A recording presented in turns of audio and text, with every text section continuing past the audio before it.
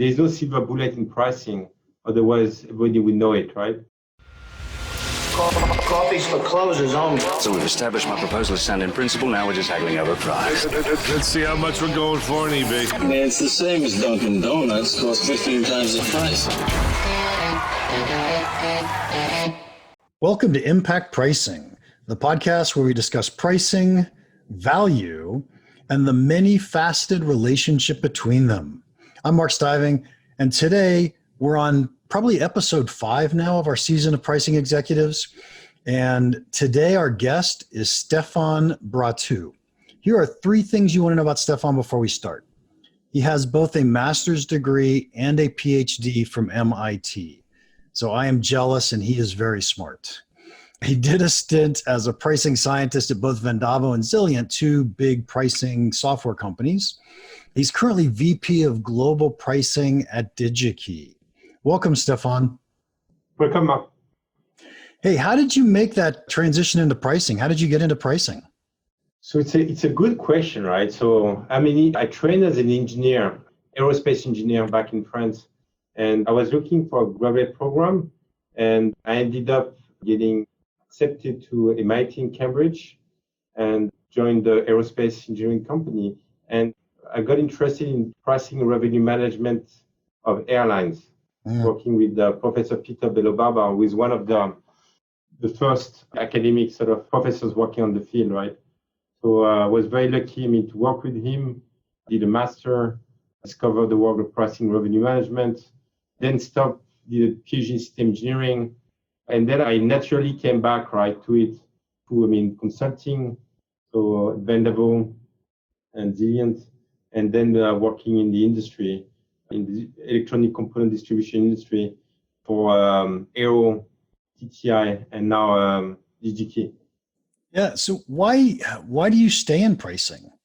What is it about pricing that's interesting or exciting to you? It's the perfect mix, right, between analytics and strategy, right? There are insane number of research in academia all over the country, all over the world that focus on the pricing question. But at the same time, how do you apply, these different, models and approach, right, to a company, right? So that requires a lot of, I think, creative thinking. There's no silver bullet in pricing. Otherwise, everybody would know it, right? So you have to be creative. You have to be resilient. You have to be directionally correct most of the time. So these are, things that, interest me quite a bit. And I'm curious by nature, right? So I'm always sort of thinking, and so it's interesting about pricing is that everybody comes and talk to you, right? And so it's kind of very interesting perspective, right? So you get to know the company you work for pretty fast, right? And it's a really sort of fascinating, place to be in the center of the company, right? Yeah, every department cares about what you do. So absolutely, that is the right. center. Yeah, pretty fascinating. So what do you think your skills were? Today you've made it all the way up to a VP of pricing. How did you do that?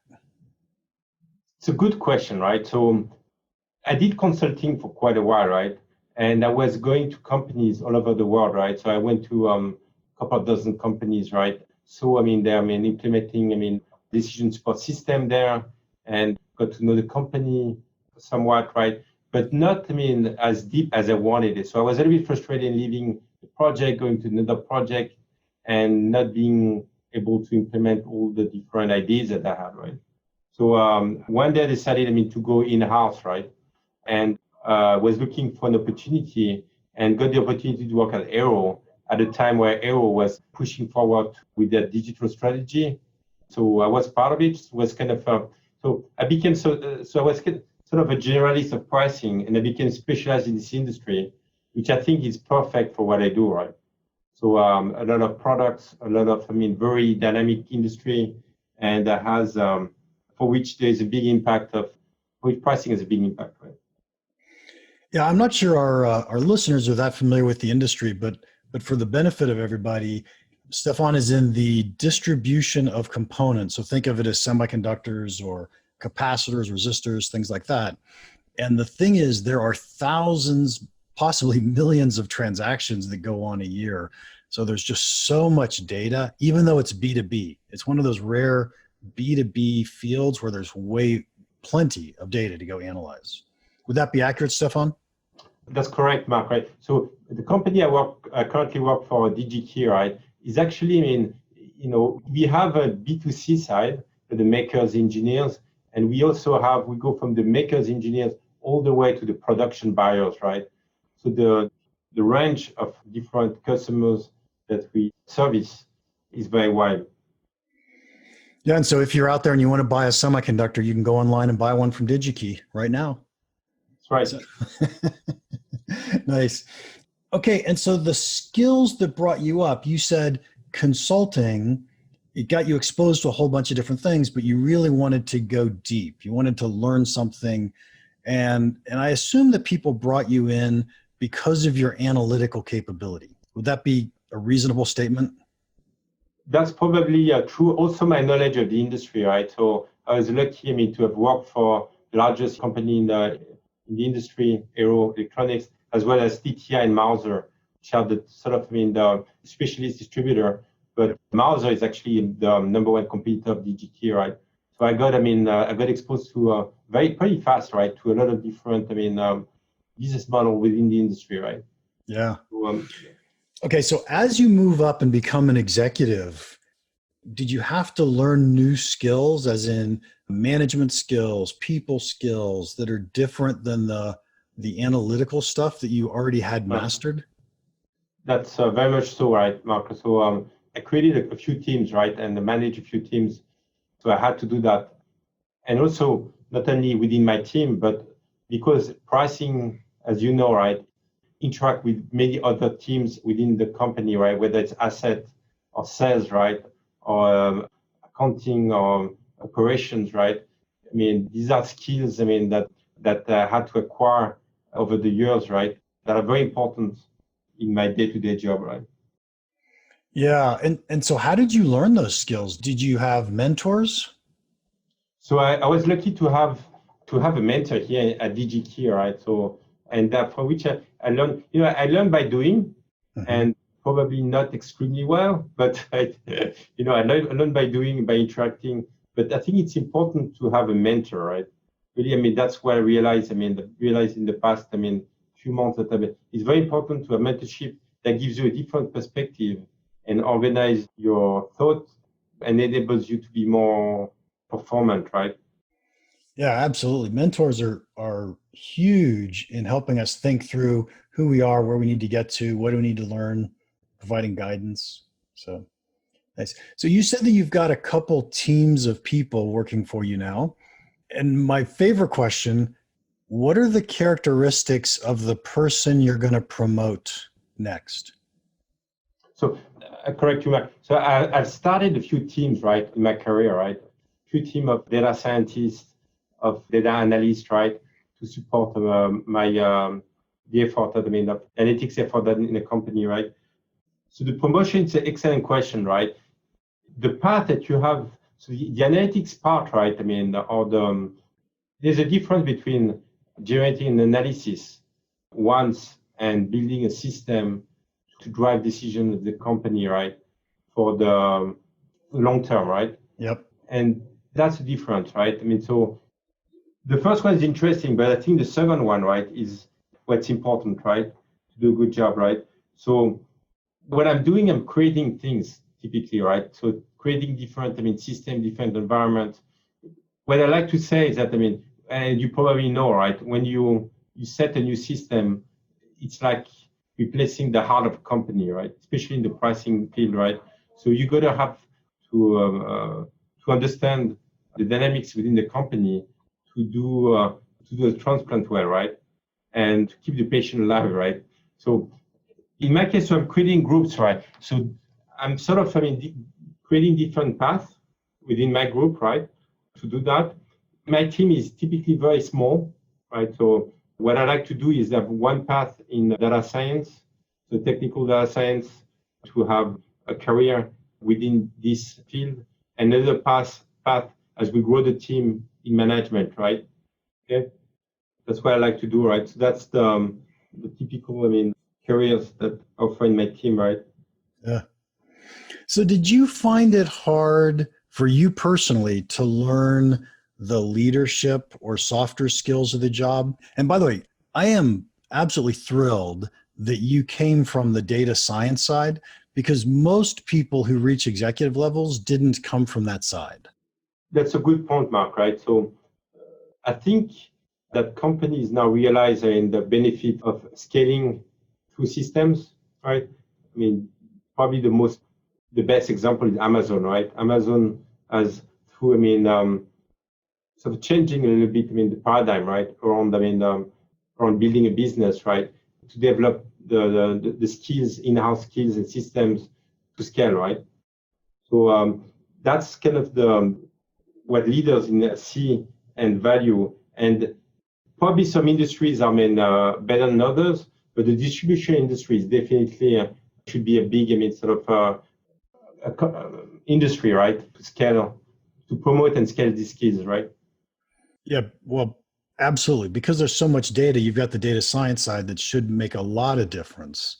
And then the question becomes, how do we move them into management and leadership? And so I think that's pretty fascinating. Let's talk about your career. You have one boss, but you have to work with many different departments. You have great ideas, but you can't seem to get them adopted. Face it, you want to earn a promotion. The solution could be the Insider program at championsofvalue.com. For only $100 a month, you'll have access to all of our online courses, you'll have access to me through office hours, and you'll become part of a network of peers helping each other out as well. Sure, you'll learn more about pricing, but what you will really learn is pricing leadership. What does it take? How do you do it? You won't get promoted just doing your job. Join us to learn how to become influential. Isn't it worth $100 a month to work towards your promotion? Heck, if your company has a training budget, you can probably access that. Once you've internalized these concepts around value, you will become unique, respected, and promotable. Come join us at insider.championsofvalue.com. One of the things I often talk to my pricing executives about is the difference between doing your job and pushing systems, right? Changing the way the company does business. And from the description that you've given so far, it sounds like you rely a lot on, hey, we've got to go make major changes into systems. And is that the type of person that you value more, people that are willing to figure out what we have to do differently and then try to make that happen inside the company? Or are you valuing people who can do the analytics and essentially make sure we're executing on a day-to-day basis? That's an excellent question, right, Mark, right? So I would say that both are important, right? We need to have, the analytics and the right analytics to be able, for example, to quantify the value, right, that we deliver to the customer, because that's part of the success of a company, right? So creating value, is expensive, and you need to monetize that and quantify that to make sure that you're able to grow the company in a sustainable way, right? So analytics is important, right? And it's always changing. There's always, new platform, new tools, new ways of thinking about it, right? But changing the company is also critical, right? It's a big organization. Everybody has to be on board, right, with the change, right? And so we're working very hard, and typically part of these discussions, and working very hard to understand the role definitions, to understand, how different groups interact, how to make the best use of the systems that they're putting into place, right? And to make the most out of the system, right? Yeah, absolutely. And I think we're going to go change systems is much, much, much harder. Absolutely. And it's tough for people to figure that out. So, but I think, it's also, often, right, it's, you got to take a decision and go for it, right? So the systems, implementing new system is hard. It's not only hard on the technical side, but also hard on the adoption and processes. But at the same time, it's for the companies have to improve, change, and be more competitive and improve the value proposition to their customers in order, to plan for the future better, right? Absolutely. And those are usually where the huge returns come into play. When we're willing to take all that big effort, we usually do it because there's going to be a huge return. So, right. Yeah. So Stephane, I was thrilled to hear you say the word value a minute ago. We've been talking a little bit about pricing, mostly about people and promotion and the role of pricing people. But can you help me understand, when you say the word value, is that a key driver in the analytics? And what kind of variables are you using in your analytics to say this is value? Excellent question, right? So value pricing is hard, right? It's very hard to implement, and it's hard, so the first thing to capture the value is really, really understand very well the business, right? So there are two things, is that one is the perceived value.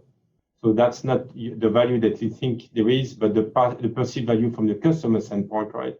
Yep. So it's understanding what the customer and the customers, perceive the value. The second thing is the competition, right? So you might have value, so as your competitors, right? So then sort of you have to be careful the way you price your value, so that you don't, so that you take into consideration, right, what your competitor is doing, right? Okay. So it's very important at the detail, right? It's you will never get it, 100% right, but if you move in the right direction, right, to capture the value, right, that could create, a competitive advantage, right? Yeah, it's absolutely impossible to capture all the value. And I often just tell people, how do you read someone's mind to know how much they're willing to pay for something? That's right. So there's no way we could do it on a mass scale, but we can get closer and closer. And early in the conversation, you said we need to be directionally correct. That was actually a phenomenal statement, right? We need to get better and better every time, not just, we're not going to get optimal. We get it. Let's get better. That's right. And let's measure, get better, and keep getting better, right? Value pricing is important, right? Because value is expensive, right? To create value, it's expensive. So you need to reap the benefit of the effort that you make to create value for the customer, right? And if you don't do that, then, you miss opportunities, right? To take the financial benefit that you get from the value to reinvest in growth, to invest in creating more value. And so that's an important concept, right? Very, absolutely. Stephane, we haven't talked about this at all today, but I always end my podcast with the following question, and so I've got to hit you with it. What's one piece of pricing advice that you would give our listeners that you think could have a big impact on their business? That's an excellent question, Mark. So I would say, be creative, listen, question yourself, think differently, try different things. And you'll be surprised, right? That what you might think is right might not turn out to be right after you tried, right? So it's important, to don't settle, strive for the best, and be creative, right? Yeah. So I love that word, be creative. And then you said, try different things. And one of the things that often happens in companies is we're so scared to change a price or test a price. And if we never change anything, then we don't know what works and what doesn't work. So that's right. And then you end up in your comfort zone, right? That might not be so comfortable, right? Especially it's a very volatile time for which, companies have to take risk, right? And try things and get better, right? Yes. Otherwise, your competitor is going to get better before you, right? That might, have negative impact, right? Yeah, that might be a really good way to say it. We need to get better faster than our competition is getting better. Yeah. So. And the creativity it's a key. So what's interesting is that you think that data science, it's very rational, it's very data driven, but which is true. But at the same time, you need to think outside the box and be creative, right? Yep, absolutely. The numbers can only tell you what models you put in. Right. Stephane, thank you so much for your time today. I've really enjoyed this conversation. If anybody wants to contact you, how can they do that? You're welcome to contact me on LinkedIn. I'm open and available to answer any of your questions. Okay, excellent. And we'll have your name spelled correctly in the show notes so that people can find you on LinkedIn. We appreciate that. Episode 86, all finished. Nice. To our listeners, would you please leave us a review? These are very, very valuable to us.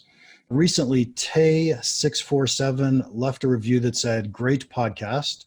Mark is a seasoned host and asks insightful questions to his guests. Highly recommend listening. Thank you very much, Tay. Also, please don't forget to join our community at championsofvalue.com. That's where we publish all of our free content. You have access to it. So you'll see the blogs, the videos, the podcasts, the memes. So go to community.championsofvalue.com. If you have any questions or comments about the podcast or about pricing, feel free to email me, mark@impactpricing.com. Now, go make an impact.